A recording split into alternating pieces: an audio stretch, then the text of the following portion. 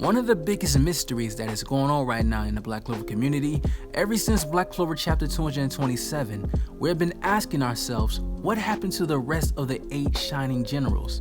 More in particular, characters like Ladros, but more so Mars. So today, we're going to be discussing the events that went down with the Diamond Kingdom during the Spade Kingdom invasion, and also theorizing what exactly happened to Mars. Before we get right into this video, if you are new to this channel and want to see more content like this, subscribe with notification bells on. Now let's get into this theory.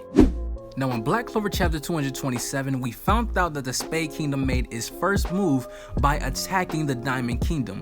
One mage alone in the Spade Kingdom was so strong enough to take out all the 8 Shining Generals and defeat other soldiers from the Diamond Kingdom just to open up a door for the Spade Kingdom first invasion. This mage was so strong that his mana was very frightening to the point where Luck was scared to fight this guy, which is something crazy to say because Luck is pretty much the Goku of Black Clover. He's ready to fight anybody, he treats it like a sport. But this time was different, and this happened 6 months before the time skip.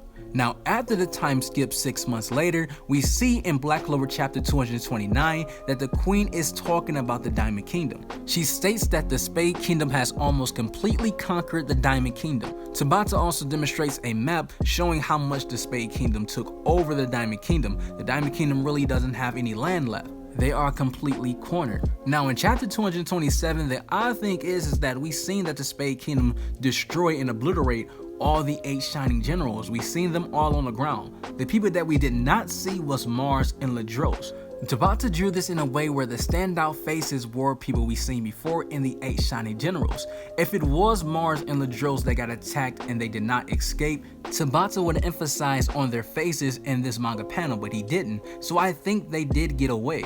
Now the question is how and by who, and I think it was Lotus. The reason why Lotus is the key of this theory of helping Mars and Ladros escape is because every time we see Lotus in any dire situation, his best magic spell trump card is the spell of retreat. The first time we ever seen Lotus was the situation between him versus Luck, but at the same time, before they even fought, he told Luck, we don't need to fight, let's just complete our mission, we don't need violence, let's just see who gets to the treasure hall first. But Luck wanted to fight him while Lotus tried to run away. The second time this happened is when Asta hit Lotus with his Demon Slayer sword, and immediately Lotus created a escape vehicle with his smoke creation magic to get away.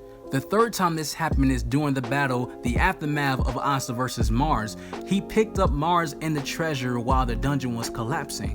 The fourth and final time we've seen this happen is when he screamed out retreat when Yami and William was going to fight him. So this is in his nature. Lotus is an escape tactician. Every time he's in a dire situation and the odds are against him, he will run away. But not just alone, he's not selfish, he will pick up others while escaping. But with these recent events of the Spade Kingdom invasion, I believe that Lotus picked up Mars and Ladros and escaped to the other part of the Diamond Kingdom. Not only that, but I feel as though it's too early to kill off these characters because Mars stated something that he wants to do for the king of the Diamond Kingdom. He states that the Queen of Witches sealed the effects of puppet blood into this medicine. I'll pass it off as some longevity drug and give it to the king and put it into Mars' plans. And I'll remake the Diamond Kingdom into a peaceful nation.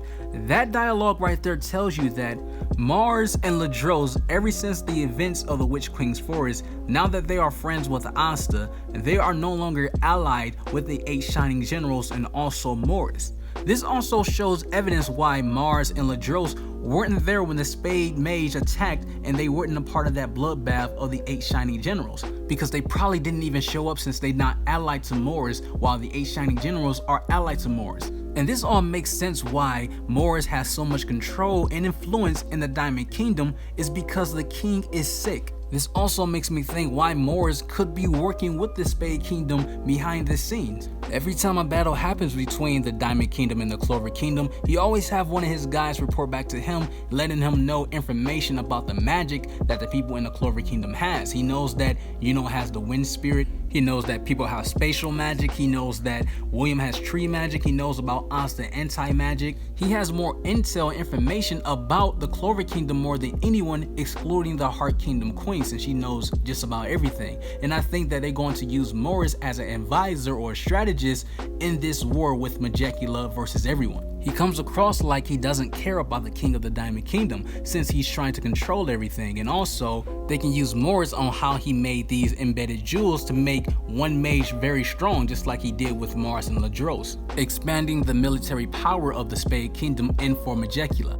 Mars and Asta are now good friends, and they also made a promise with each other is that if anything was to go wrong, call for help, and Asta said that he will blast his way into the Diamond Kingdom, which makes sense why Asta was the first one to the scene after that 6-month time skip. I also believe that Fonzel and his crew will also play a huge role in this as well, because that is his students, Asta, Mars, and Ladros. The moment that Fonzel found out that Asta could not use his arms and he was in trouble, he told himself that he would not let his students get hurt, he would not sit back while his students are in trouble. So there is no possible way that Tabata will let this guy sit out while the Diamond Kingdom are in a state of being taken over, especially since Fonzel used to be a former commander of the Diamond Kingdom. So I believe that he will also be part of Mars' new crew and also help him out if he is in trouble. So I truly believe that Mars is alive, and I believe that since he has so many friends in different parts of the world, that he will definitely have aid. He will have the chance to overtake the Spade Kingdom in this battle